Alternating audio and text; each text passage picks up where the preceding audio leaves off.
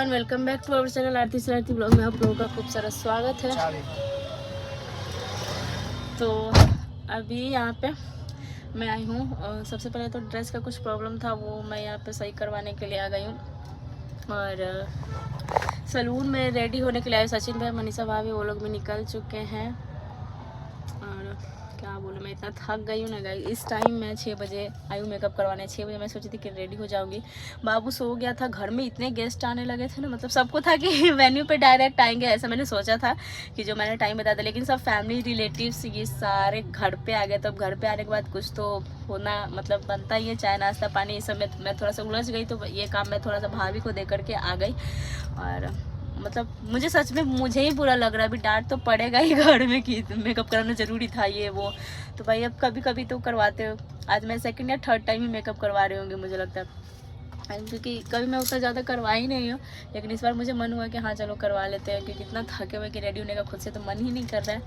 और बाकी कुछ और स्पेशल गेस्ट है, सचिन भैया, मनीषा भाभी के अलावा, तो वो लोग भी बस निकल ही रहे हैं। सब लोग एट अ टाइम एकदम आएंगे जब केक कटिंग होगा तब। तो चलिए ठीक है, आप लोग ब्लॉग में बने रहिएगा, बाकी आपको मिलेगा मेकअप ब्लॉग। सो गाइस, यहाँ पे मैं पहुँच चुकी थी सैलून मेकअप करवाने के लिए। तो पार्टी मेकअप का मैंने बुकिंग कराया था। और थोड़ा सा बहुत घबराहट हो रहा था, एक्चुअली बहुत ज़्यादा लेट हो चुका था ट्रैफिक के कारण। घर से भी मैं थोड़ी देर से ही निकली थी। घर में गेस्ट आने लगे थे तो अच्छा नहीं लग रहा था गेस्ट को ऐसे छोड़ के, क्योंकि घर के जो मेंबर है मेरे, मैं ही हूँ एक अकेली लेडीज़ में। मम्मी वगैरह है नहीं तो किस पे बोलो। अब ननद जी आ गई और भी कुछ रिलेटिव्स घर पे ही आ गए थे, टाइम से पहले आ गए थे वो लोग, क्योंकि वो लोग गांव से आए तो 2 घंटे 3 घंटे पहले आ गए। मुझे अच्छा नहीं लग रहा था। मुझे लगा था कि सारे मेहमान डायरेक्ट वेन्यू पे आएंगे तो मुझे कोई दिक्कत नहीं होगा। मैंने घर पे किसी को पहले से रखा नहीं था, ना मेड को रखा, ना किसी हेल्पर को रखा, ना किसी फैमिली मेम्बर को बोल के रखा कि ये गेस्ट आएंगे तो ऐसे ऐसे तुम मैनेज करना वेलकम मतलब नाश्ते पानी के लिए। तो ये सब भी मुझे खुद करना पड़ा। और ये सब चीज़ कोई समझ नहीं रहा था। घर के जो भी मेल थे सब लोग, जेंट्स लोग, हम ही को बोल रहे थे कि मेकअप कराना ज़रूरी था। तो भाई इसीलिए मतलब मेकअप कराते टाइम मुझे ही बहुत गिल्टी फील हो रहा था। कराने के बाद भी हो रहा था कि यार नहीं जाना चाहिए था, खुद से रेडी हो जाना चाहिए था। तो अभी मैं कुछ नहीं कह सकती हूँ। अभी जो मैं वॉइस ओवर कर रही हूँ ना गाइस, ये तो अभी थोड़ा सा मूड सही हो चुका है। लेकिन अभी मेकअप कराते टाइम आप जो देख रहे हो चेहरे पे उदासी, वो बोल रही थी मेकअप जो मेरे कर रही थी मेकअप आर्टिस्ट, वो बोल रही थी कि मैम आप थोड़ा सा हंसिएगा तो अच्छे से ग्लो आएगा फेस पे। और थोड़ा सा स्ट्रेस के कारण इतना ज़्यादा मैं परेशान थी ना अंदर ही अंदर, एक दिन पहले से ही, कि क्या होगा कैसे होगा समझ में नहीं आ रहा है।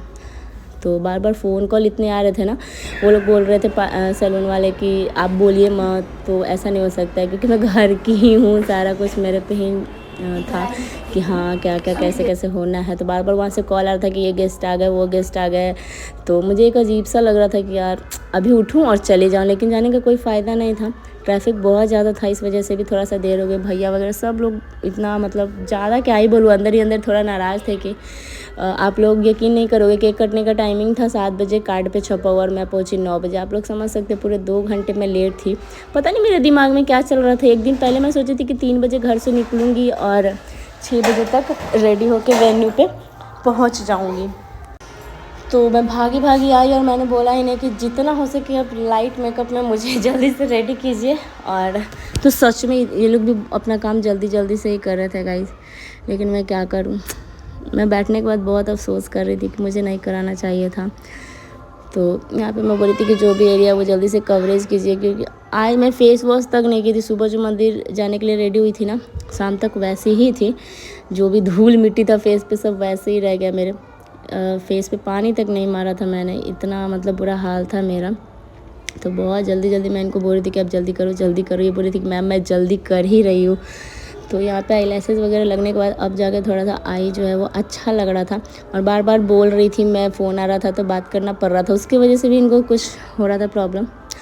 सबसे ज़्यादा प्रॉब्लम था ड्रेस का, जो कि थोड़ा बहुत ट्रांसपेरेंट था और ससुराल में पहना था, तो उस हिसाब से मुझे लगना चाहिए कि हाँ एक बहू मतलब लगनी चाहिए। लेकिन ये जो लुक है ना गाइस, मुझे लग रहा है, अब आप लोग फीडबैक दीजिएगा कमेंट करके कि ये लुक बर्थडे लुक जैसा लग रहा था कि मुझे लग रहा था ऐसा कि एंगेजमेंट टाइप का लग रहा था। अगर रेड चुन्नी में ले लेती तो ऐसा सही में लगता है कि कोई किसी लड़के का एंगेजमेंट होने वाला है।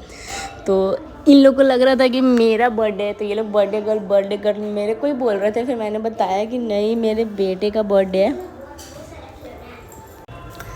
तो लुक मुझे जो सही लगा वो मैंने करवाया, और ये लोग भी अपने हिसाब से कुछ काम किए। ड्रेस का कलर वगैरह डिज़ाइन आप लोग बताइएगा, क्योंकि 4-5 दिनों में सब चीज़ ये सब अरेंज करना मुझे नहीं सही लग रहा था। हेयर स्टाइल भी मैंने बोला कि ऐसे कीजिए वैसे कीजिए, मुझे ऐसा चाहिए।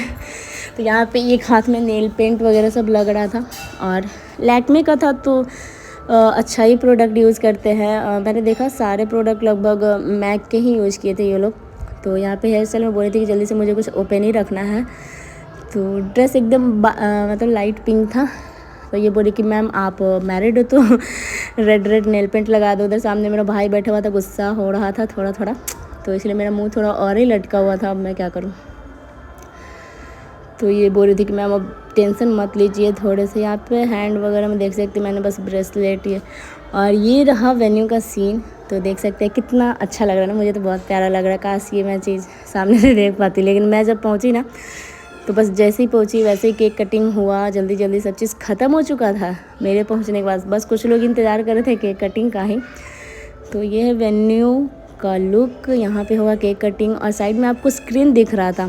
तो ये स्क्रीन मैंने लगवाया था पता स्पेशल सचिन भैया के लिए, क्योंकि मैं सोच रही थी कि वो आए तो उनका गाना वगैरह बजे, थोड़ा लोगों को दिखे, ताकि थोड़ा पब्लिक सपोर्ट मिले। वैसे तो मुझे उनको सपोर्ट देने की ज़रूरत नहीं है, बट आए थे तो कुछ लोग जानते थे, कुछ लोग होता है कि नहीं भी जानते हैं। तो मैं सोच रही थी कि चलो स्क्रीन लगवा देते हैं, और डीजे पे भी अच्छा लगता है, जो गाना बजता है वो गाना दिखता है। तो चलो कुछ लोग वैसे भी इंजॉय करते हैं, और भी 1-2 लोग आए थे, उनका भी गाना रिलीज़ हुआ था, तो उनका भी गाना बजवाना था मेरे को कि हाँ थोड़ा और भी जाने इन लोगों को।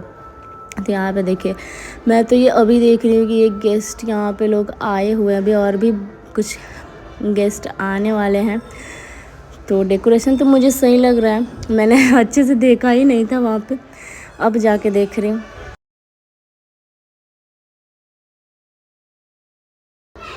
तो गाइस ये रहा मेरा फाइनल लुक। आप लोग प्लीज़ कमेंट करके बताइए कि कैसा लग रहा था। दुपट्टे को मैंने पीछे से साइड पे थोड़ा सा लगवाया था ताकि अच्छा लगे।